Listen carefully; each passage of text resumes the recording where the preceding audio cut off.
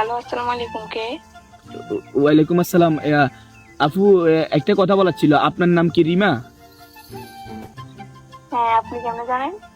আচ্ছা শুনেন, আপনি ক্লাস 10-এ পড়েন, রাইট? জি। আপনি কেমনে জানেন? আচ্ছা আচ্ছা, শুনেন না। এবং আপনার আব্বুর একটা পেট্রোল পাম্পের কি আছে, কি পেট্রোল পাম্প আছে, এটা রাইট? হ্যাঁ, রাইট। আপনি এত কিছু কেমনে জানেন?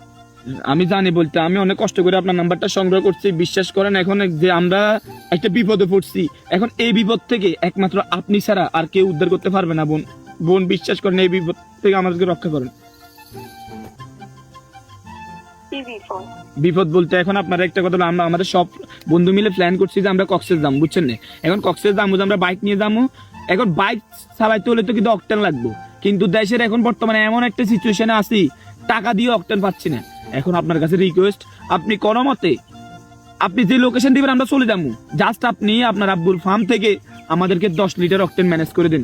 বোন রিকোয়েস্ট, টিয়া দিও হাইয়ের অকটেন, এমন পরিস্থিতিতে আছি।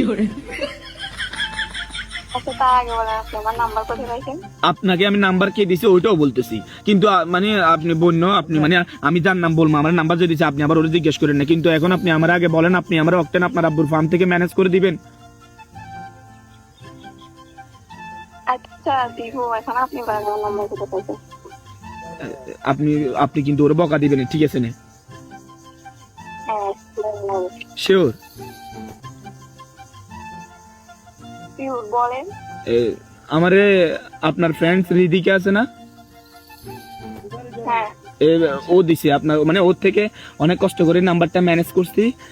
এখন কষ্ট করে, বুঝছেন না? আপনি ওরে কিছু বলিয়েন না। ও আমারে বলছিলেন কি নাম্বার, মানে আমি ওর থেকে যে নিছি আপনারা না বলার জন্য।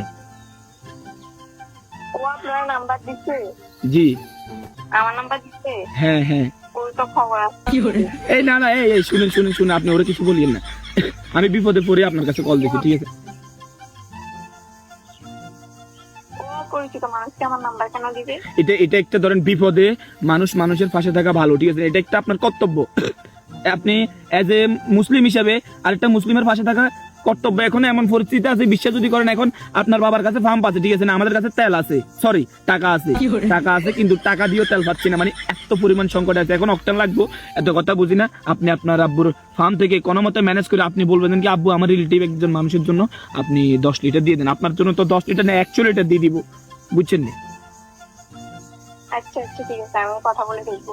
আমারে মা, আল্লাহ আপনার বাঁচাও, আল্লাহ আপনার হয়াত দাও। ই আল্লাহ, আপনি আপু আপনার নামটা জানেন কি?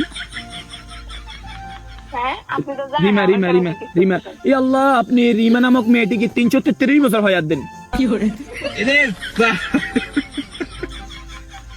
আপনার লাই দোয়া করি, ওই চুল চাঁদ আপনার লাই দোয়া করি। হ্যাঁ, অনেক এখন দোয়া করছেন, আর দোয়া করিয়েন না। আচ্ছা, সমস্যা নাই, দোয়া আর করতেন না। এখন আপু কত হলো যে আপনি আরো অক্টেন ম্যানেজ করে দিবেন না? বিশ্বাস যদি করেন, আর বোধ আমরা 1 লিটার 300 টাকা করে দিন, 300 টাকা করে দিন 1 লিটার। আচ্ছা, আমি আমার আপুর সাথে কথা বলে দেখবো। সত্যি? ঠিক আছে। সত্যি? হ্যাঁ, সত্যি। আচ্ছা ঠিক আছে, আল্লাহ আপনার বাঁচা রাখো। কিন্তু আপু আমার একটা আপনার কাছে রিকোয়েস্ট, আপনি আপনার বান্ধবীর রিধিকারে কিছু বলিয়েন না, হ্যাঁ? আচ্ছা, কিছু বলবো না। আচ্ছা ঠিক আছে, হ্যাঁ ঠিক আছে, ভালো থাকেন। হ্যাঁ, আর ওই লোকেশনটা আমি আপনারে ইয়া করে দিয়েছি, টেক্সট করে দিতেছি, হ্যাঁ? আচ্ছা ওকে, আসসালামু আলাইকুম, ভালো থাকবেন। আচ্ছা, ঠিক আছে।